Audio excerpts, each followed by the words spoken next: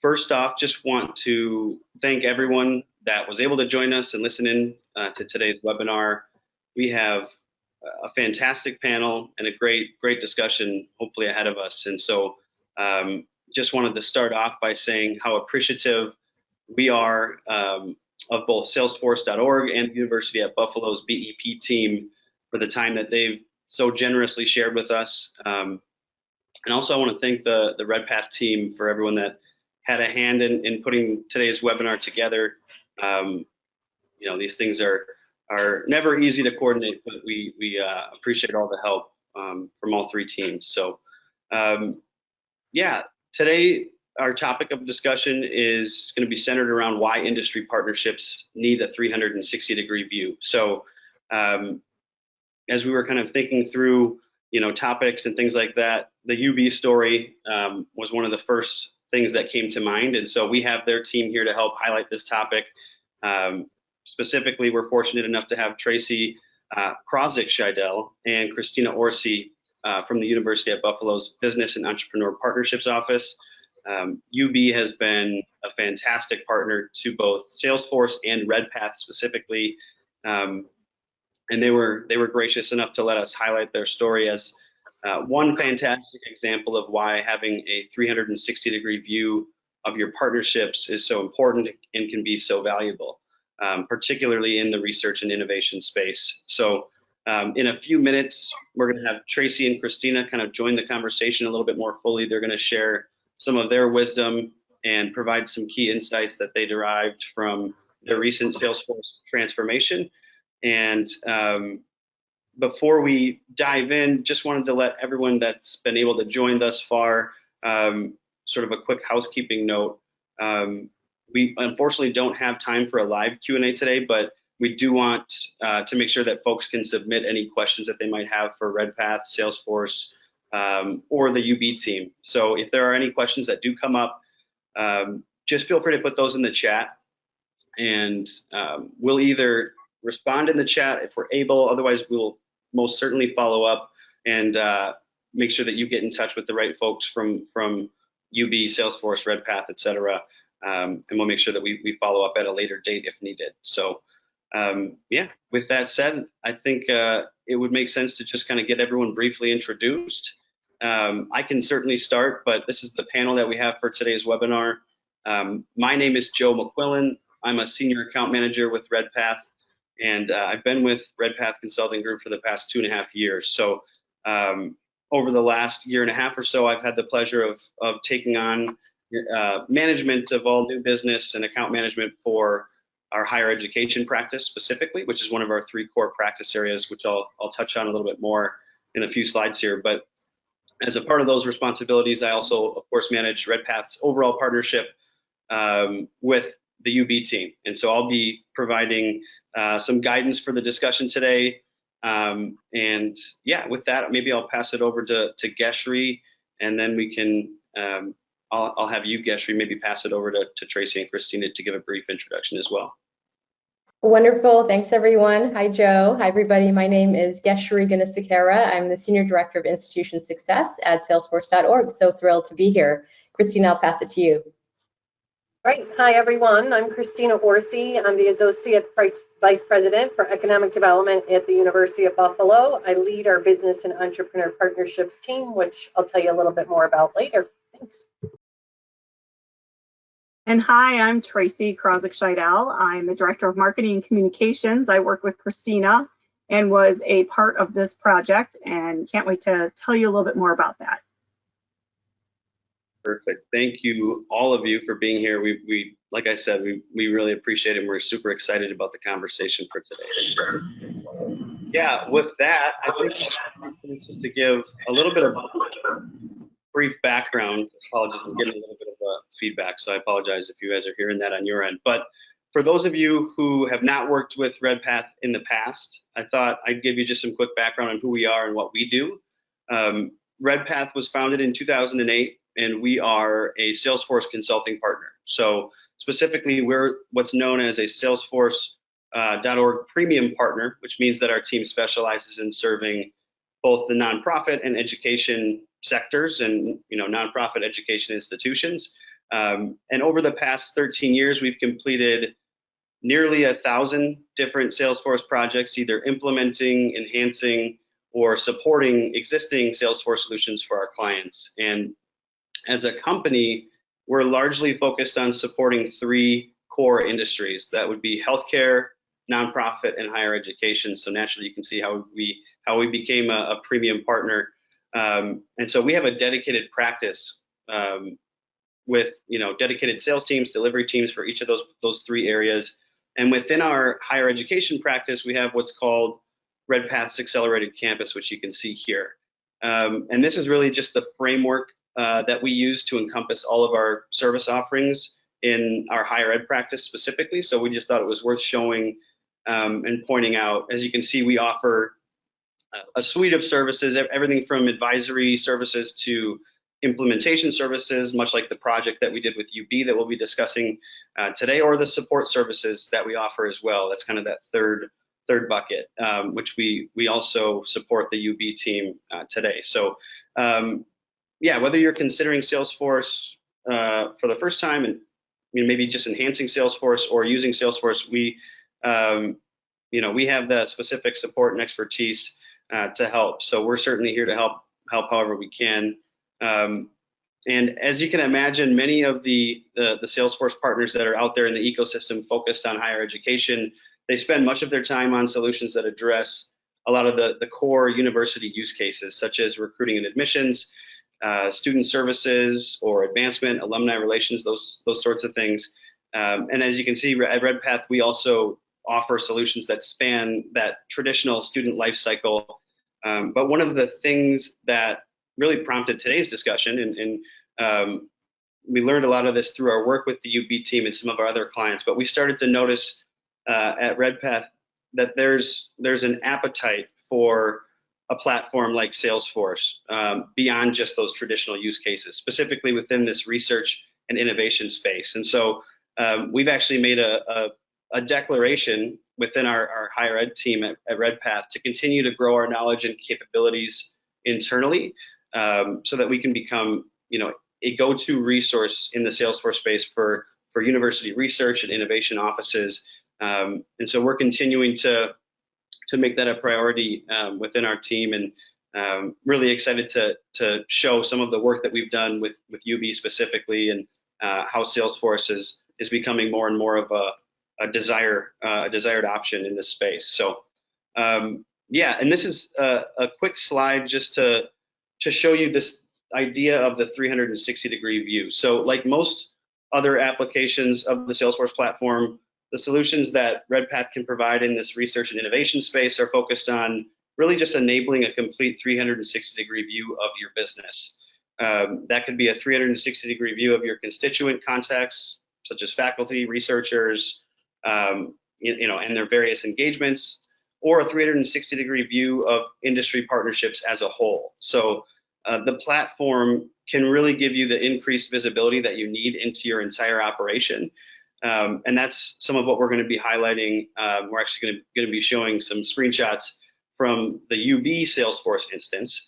But whether it's tracking potential opportunities, it could be tracking active engagements, different funding sources, active grants, or just research achievements, whatever the case may be.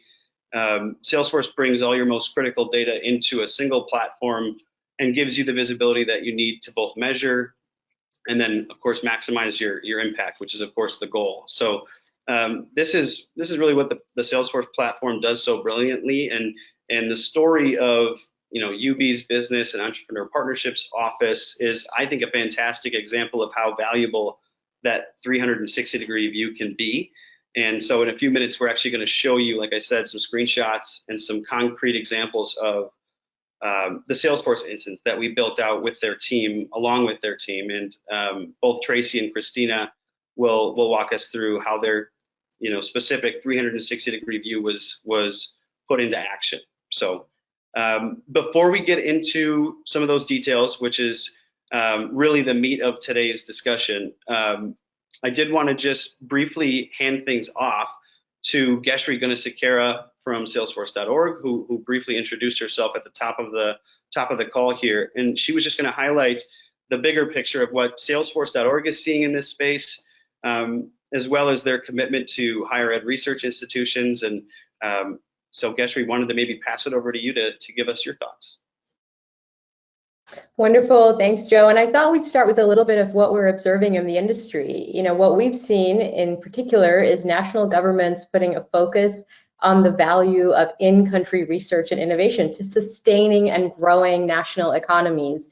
Since the onset of COVID, we've seen this increased focus on research continue to grow. Few examples, and I know the audience here is likely global in nature because that is just the nature of universities and research in particular. But last fall, you know, the Australian government announced $1 billion in research funding for universities. Here in the US, the Senate recently passed a bill that would give the National Science Foundation $81 billion in over 5 years to dedicate to areas like university technology centers, academic technology centers, and research and development. In Europe, across the ocean, there's discussion also underway regarding a project called Horizon Europe, a framework that would account for 95.5 billion euros until 2027.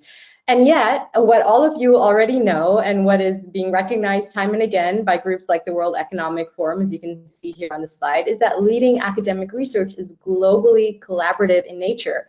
So what that means is that it is impossible for leading research universities to use clunky and siloed technologies to maintain productive relationships with peer institutions, as well as other entities in the research lifecycle, whether those are granting agencies or potential commercial partners, or any other relationships you may have to support initiatives at the university. And so as we move on and we think about how Salesforce gets used and implemented, many of our customers have told us that there are a variety of ways in which technology can help faculty and staff focused on research and innovation and any other external relationships. For example, some customers start with day-to-day productivity, communication, project management needs. Others start with the natural business relationship tools focused in our Sales Cloud platform to manage prospective conversations and in-flight relationships with external entities like private, nonprofit, or governmental organizations. And then once those relationships prove fruitful, especially around the commercialization of innovation, many use Salesforce to track those projects across their entire IP lifecycle. I'll also say, if for anyone who's coming to this webinar focused on research operations or laboratory research, you know, we've seen universities leverage Salesforce as well for managing projects around lab facility management, animal husbandry, organ research programs, or large-scale laboratory tests. So here at Salesforce, we're very committed to this space. We are so excited to be working with Redpath. We're thrilled to showcase Redpath at our Education Summit as a gold sponsor last week, and we're thrilled to see UB join an amazing community of other higher education research institutions that are leveraging Salesforce capabilities to manage industry partnerships. So a little bit of background on what we're seeing in the industry, a little bit about Salesforce. I'll hand it back over to you now, Joe. Awesome. Thank you, Geshri. Appreciate that. I think that's really good insight. I love that you kind of gave us a step back and a broader look at things. But I think that second slide that you walked through also just helps highlight the importance and gave a good visual of you know, that 360-degree visibility that we're really focused on today. So that was perfect. I appreciate that. And on that note, I think it's about time that we bring in Tracy and Christina more fully into the conversation just to talk about UB's Business and Entrepreneur Partnerships Office as a whole, and we'll again walk through some of what they've been focused on from a Salesforce perspective over the last year and a half. So Christina, maybe I will start with a question for you. I thought just to give everyone some background, can you tell us a little bit about what BEP and what the department is responsible for, what the goals of your department are? Sure, thanks, Joe. And glad to be part of today's webinar.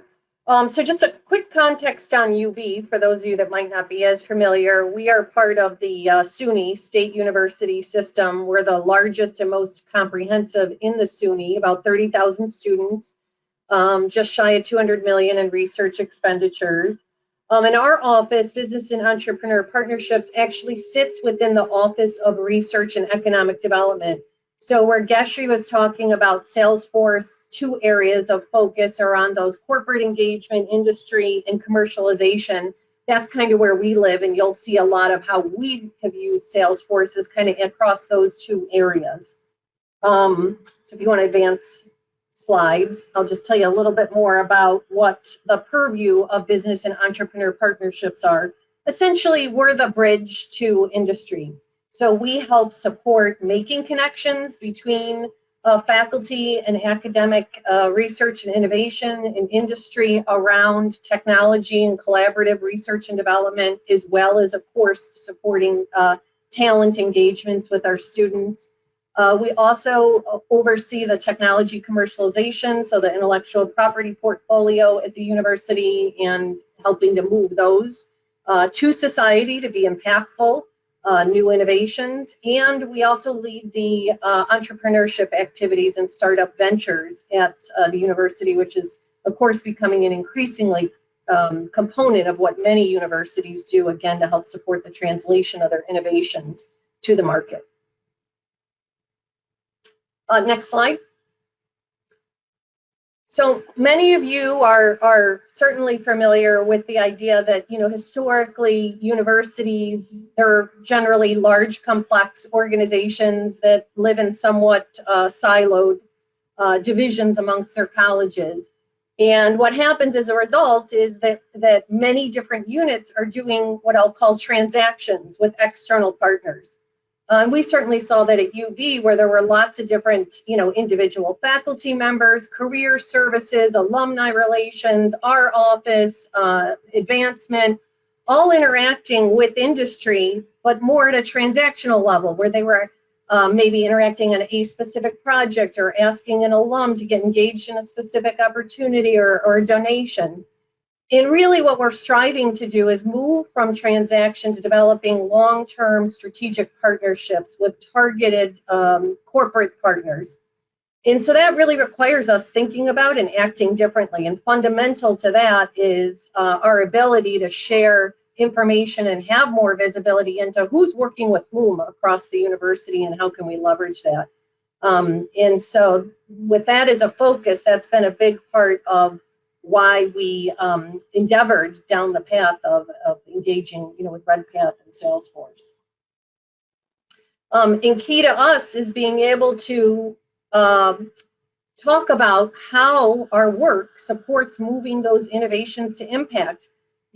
Part of my job continually in helping seeking out and supporting new partnerships and new funding models is to be able to articulate the impact we're having and have data to back that up.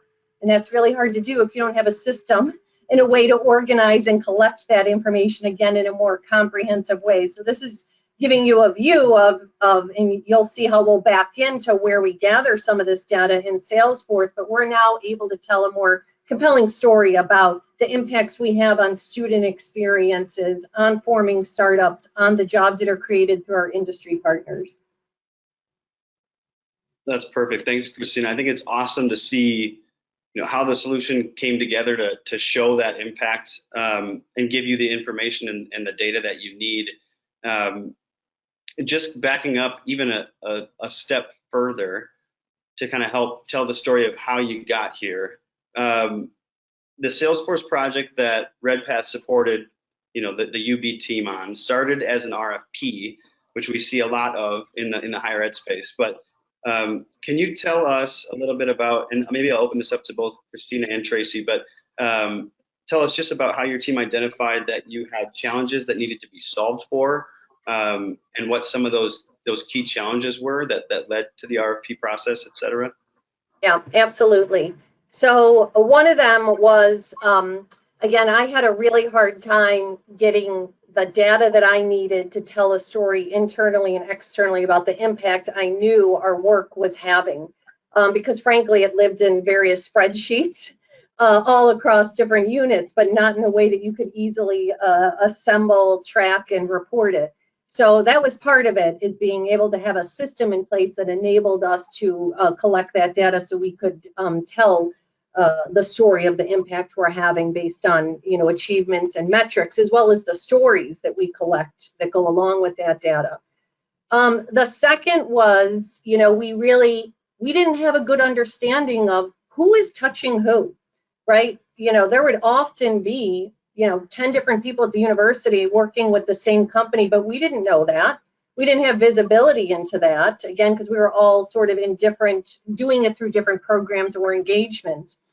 And so the other piece was enabling us to have that 360 view. We knew if we wanted to move to more strategic partnerships and away from just transactions, and if we frankly want to give our clients, our corporate partners, a better experience with the university, we had to do a better job of organizing our understanding of how we're engaging, opportunities to engage, and communicating internally around that. And so again, that was a key of what we were looking for the tool to enable us to be able to do.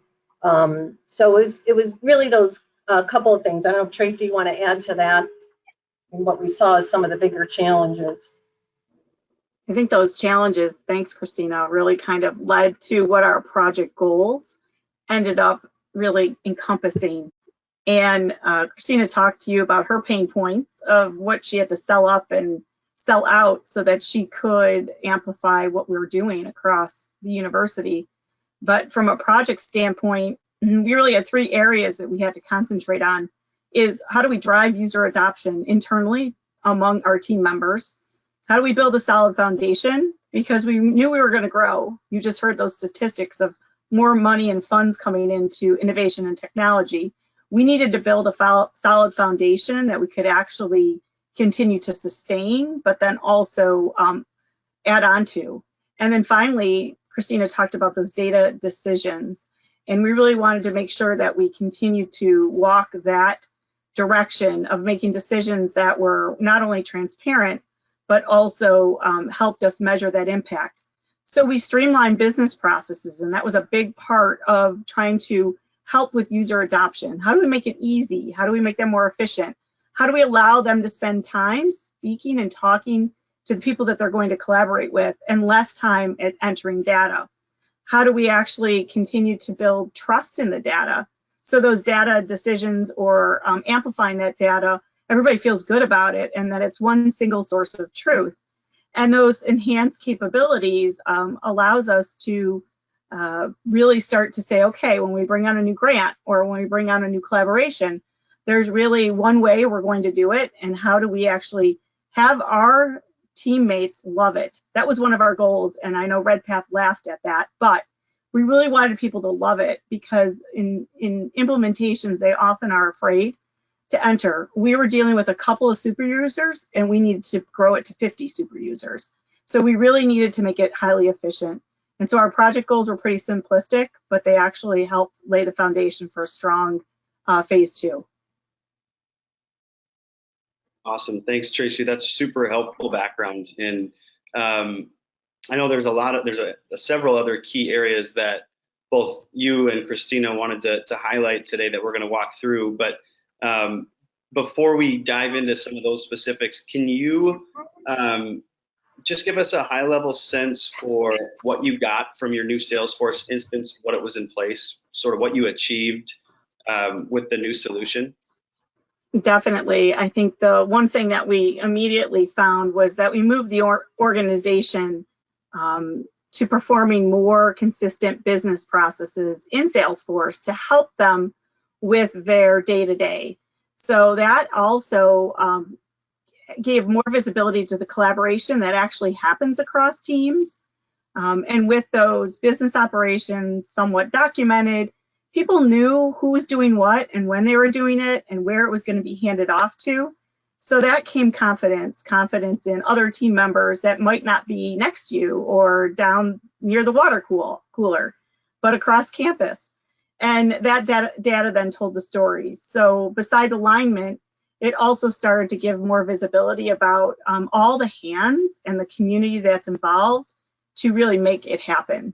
And so the achievements were greater than the actual functionality of the system. It started to build a different type of collaboration internally. That's great. And I know Christina has a bunch of actual screenshots that she's going to show that really tell the story for you.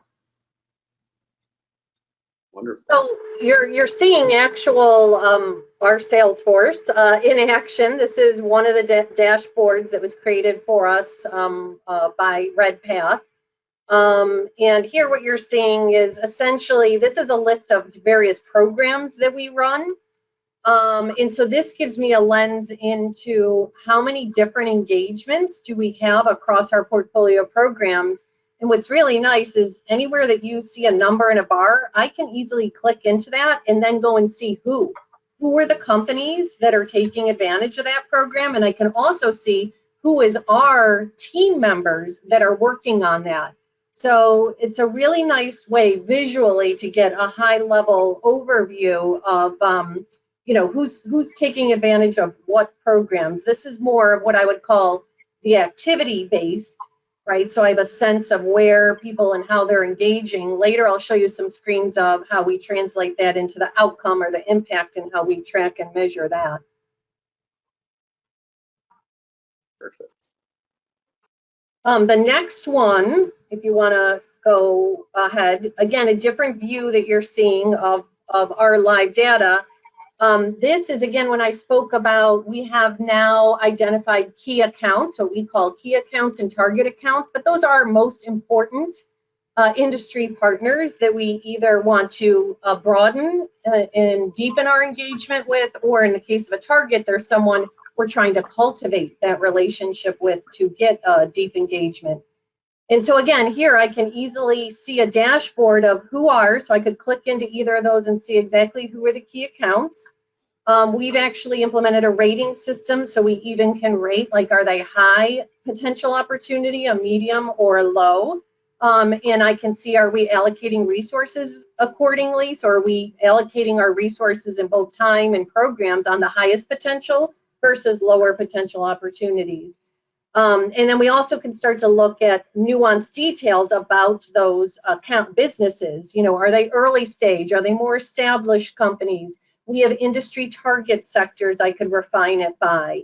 So it's again, a really nice way that now I can start to get this more holistic view of who are industry partners, how are they engaging, what is the profile of them. And not just me, this is our entire team has this, right? So they're now having a better understanding of who else is working with whom across the university. So Christina talked a little bit about the perspective of the strategic accounts at the beginning, or the strategic partnerships. That's one of the things that really the organization has really embraced.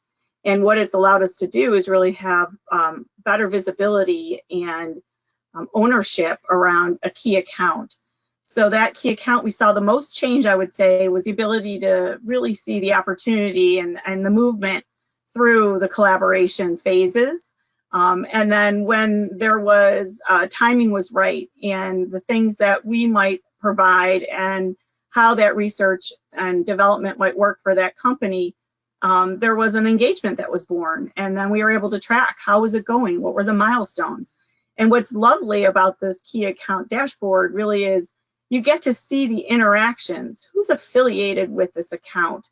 Who's the team members that are actually achieving the milestones or recording some of the notes, adding emails that might go back and forth, which is a really great aspect.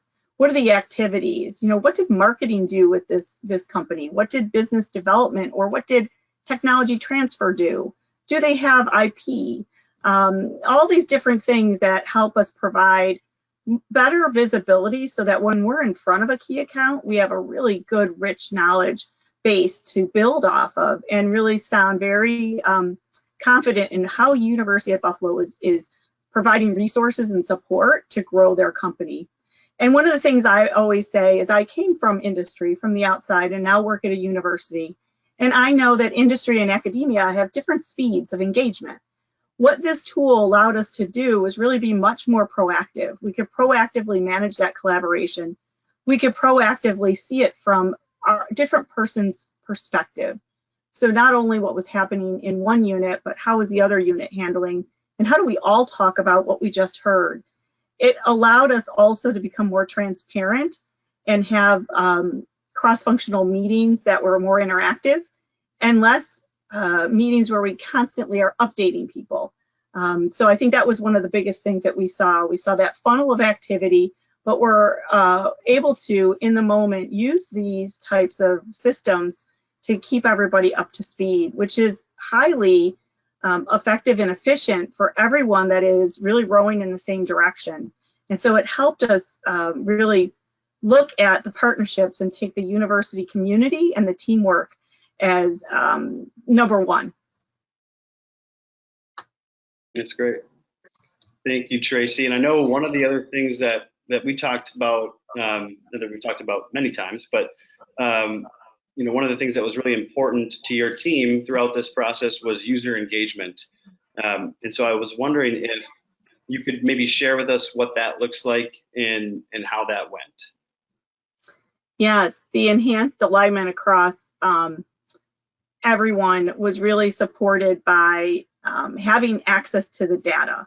And that data was really driven by our business units. So we were able to bring our colleagues on board and better understand what are they working on, what have they completed, what information has been added, and really stay close. So our user adoption and our efficiency really rose exponentially, so that we could really not only hold each other accountable, but really build teamwork across the organization, to say that it's really about how we all work together and how we collaborate. And then we are also able to really amplify those stories and celebrate all this great work that innovation and research brings forth. Sharing those activities and also building more knowledge about if before they get there, if someone needs to go and visit a strategic account, they found that it was very valuable to kind of review the notes and see what's in the system already. That additionally allowed people to really feel vested and also on board, and that helped in user adoption.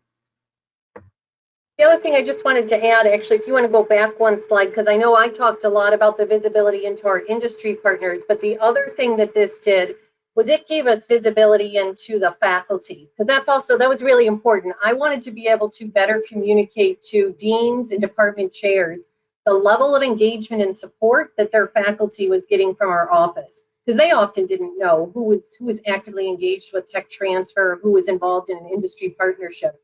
So you'll see here we also have top engaged departments and then top engaged faculties, and then we can do our individual reporter profile on how they're engaging, that again we can share internally to have more understanding of who's engaging with whom and doing what. So that was another just important lens of more an internal view. And that also is a way to understand, like, who are the faculty who perhaps are most interested in engaging externally and that we want to spend more time cultivating.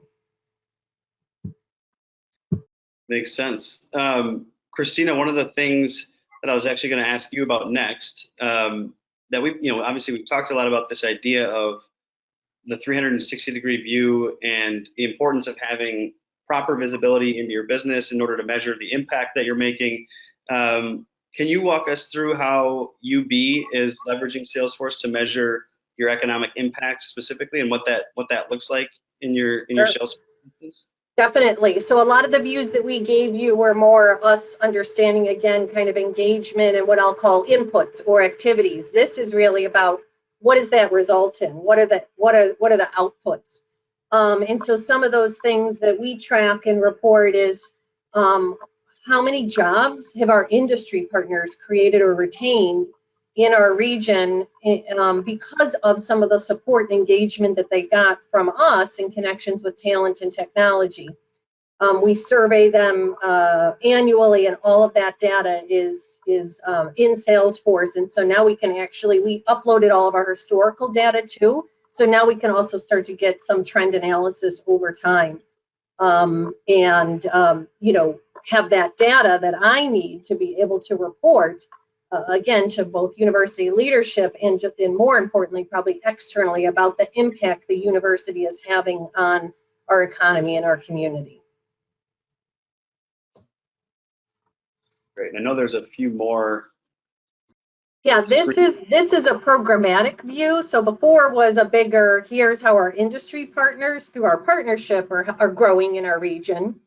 What this gives you is a lens on a very specific program that we run. So if I want to do a deeper dive into, well, who is engaging in that and what are the outcomes? So this particular program supports student engagement. So you'll see that one of the outcomes is number of students that are engaged and supported in experiences with companies through this program. And then we actually track them to see how many got hired. So we're also able to report on statistics of what % of our students get hired by those partners that they did some sort of experiential learning with as well. So we can drill down into the programmatic level as well to kind of see the outcomes by program. And then this is for startup ventures. So as I mentioned earlier, and I'm sure many of you are familiar with this, that many universities are getting much more active in supporting the formation of startups either by their students or around faculty innovations. And we do that at BEP. We have a number of support programs and incubators. And so we're able, it's important for us to track the progress of those startups. Number one, how many have started, but also obviously what we're hoping is that they get to a critical funding milestone, that they are able to start to secure private investment and ultimately, you know, go on and be successful growing companies. So we can track the funding that they get, major milestones. You'll also see down here that we're able to check how many of them were formed around a UB faculty innovation or how many were formed by a student. And an important metric for us as we're focused on ensuring inclusion and diversity is how many were women or minorities that were the founders or innovators behind that. So we're also able to track that data as well, which again is giving us a much better lens into what's happening with our startup portfolio and how is that growing over time. That's great. Thank you for walking us through so much of the behind the scenes of how everything's come together. You know, the Salesforce solution that we worked on is continuing to be iterated on, but it's really good to take a look and see how far everything has come, and appreciate both of you for walking us through that and sharing that with everyone. I think it's super, super helpful to see. And Tracy, I wanted to maybe get your thoughts. We worked obviously very closely with you throughout the project, and so got to know you extremely well. I was hoping maybe you could talk through some of the logistics of how long the project took to complete, what that process was like working with Redpath, you know, in order to get from where your team was with the old Salesforce instance to this revitalized org that you've got now. Yeah, great. So it was a 9-month project. We really partnered well. It was kind of an agile and a waterfall at the same time. And what I really liked about that was we did a lot of discovery.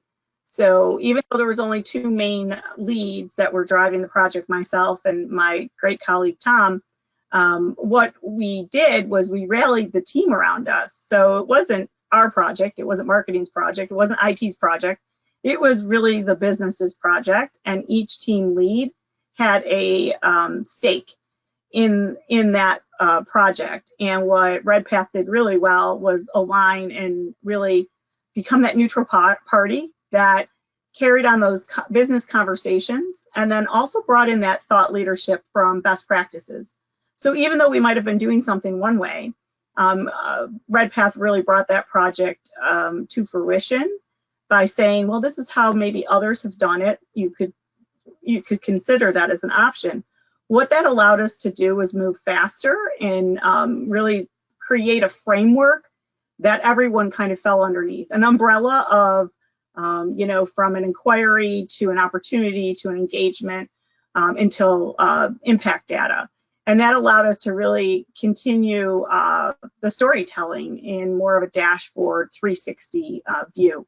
So the 9-month project was done entirely remotely, which now we don't think that that's odd, but at the time that it actually commenced, it felt unbelievable. But I can finally say that it was really a good process to really feel comfortable and at peace that we are going to actually obtain what we came for.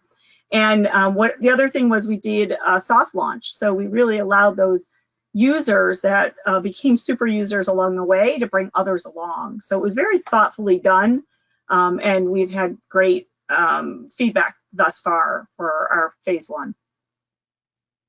It's great. Thank you for the feedback. And it was a fantastic project to get to work with you all on. And our team at Redpath, I know, is so appreciative of our partnership together. Your team has been incredible, and I think today's webinars is some pretty good proof of that. The willingness to take some time out of your busy schedules to kind of talk through all of these things with us is, again, very much appreciated. So, but really glad to hear all that feedback. I wanted to just pose a couple more questions before we wrap up. First, what advice would you give to other similar offices to prepare for a successful digital transformation project? Tracy, Christina, I'll let both of you kind of say what you will about that. Yeah, I mean, so one of the keys is you really do need to have strong executive sponsorship. And in our case, it was me, because I understood the need for this, and I understood the value, because I had come from an environment where we had a great CRM system. So walking into one where we had spreadsheets all over the place, and I kept asking for data and couldn't get it. So I knew the value, but what I had to do in a way was sell my team on it, not Tracy. She also came from an environment that had it, so she knew the value. But a lot of people who had never really used a CRM didn't understand the value. For them, this is just going to be more work. So, setting it as a priority, aligning it to their development plans, carving out time for them to spend on this was all part of what, from my executive sponsorship I did, but also promising them this is actually going to make your life easier. It is going to make it more efficient. I promised kind of like easy buttons. You are not going to have to do double, triple entry into other systems. We will figure out the integrations because this should be a tool that works for you. And then engaging them, as Tracy said, all along in the process and the design, so they really owned it, and it was built with them, for them. But having that kind of leadership sponsorship and then setting expectations and getting the team ready, I think, and having them highly engaged was really important. That's great. And the bark even proves that was great. I know we're very close to time, and so I wanted to get one last question in and just say, I would love to get just kind of your thoughts on what's next for your team. Obviously, there's been a lot of work that's been done over the last year, but where are you planning to shift your focus now? Yeah, I can start. Tracy can jump in. So Salesforce has been a great tool for us. We're obviously still continuing to enhance, as we use it more, right? Modify and enhance and build it out. But frankly, now that we have it, is we're working with units outside of ours, like advancement and alumni relation and career services. They're asking if they can use it too. And so we're in the early stages. We've given them visibility into it. It's a great tool. We would love to have it more broadly adopted across the university. So I think that's ultimately what's going to be next for us, is working even outside of our own unit across more broad university units to enable greater transparency and collaboration in using this system together. That's great. I appreciate it. I know that there's plenty more we could talk about, but we are a minute over, so I want to make sure that we're respectful of everyone's time, and just say another quick thank you to Tracy, Christina, and Geshri for being so supportive throughout this process and for helping put all this together today. And to everyone that was able to join us, thanks so much for carving out some time to listen in. I know our team will make sure to follow up with a thank you message to those that were able to join the webinar, or those maybe that registered but weren't able to make it. And we'll make sure that I include, our contact information for future reference. We'll also be sharing a recording of this webinar for all attendees in case, like I said, folks weren't able to join us live. And then, you can also head over to redpathcg.com for any more information on our higher education practice. That's our website that you can obviously peruse as you're able, and feel free to contact our team as it makes sense. We're looking forward to seeing how we can continue to grow, this specific aspect of our practice, and looking forward to seeing how we can help. So appreciate everything, UB team and Geshri. Thank you. All right. Thanks, everyone.